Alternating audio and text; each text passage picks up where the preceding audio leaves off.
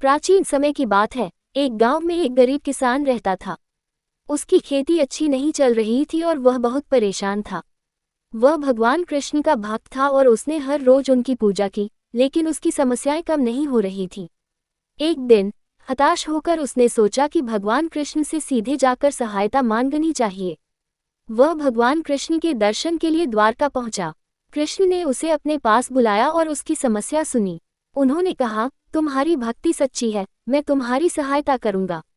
तुम बस अपने खेत में जाकर खेती करते रहो और मेरे ऊपर भरोसा रखो।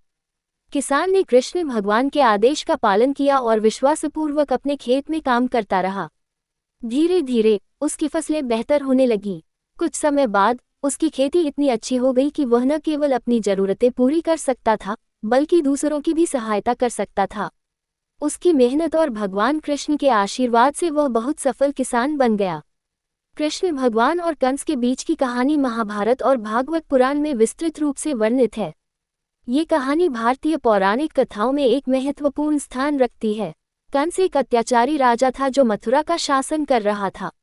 एक भविष्यवाणी के अनुसार कंस की मृत्यु उसकी बहन देवकी के 8वें पुत्र के हाथों होनी थी।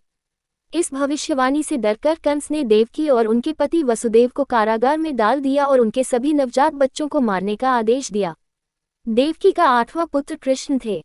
कृष्ण के जन्म के समय जेल के दरवाजे अपने आप खुल गए और गोकुल में रहने वाले नंद बाबा और यशोदा माता के यहाँ पहुंचा दिए गए। इस प्रकार कृष्ण का पालन पोषण गोकुल में हुआ। कृष्ण ने अपने बचपन में कई अद्भुत लीलाएं की और बाल्यावस्था में ही अपने दिव्य शक्तियों का परिचय दिया।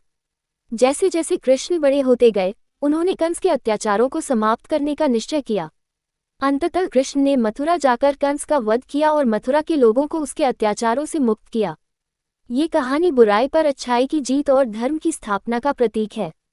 कृष्ण ने न केवल कंस का वध किया, बल्कि अपने जीवन के विभिन्न चरणों में अन्याय और अधर्म के खिलाफ संघर्ष भी किया।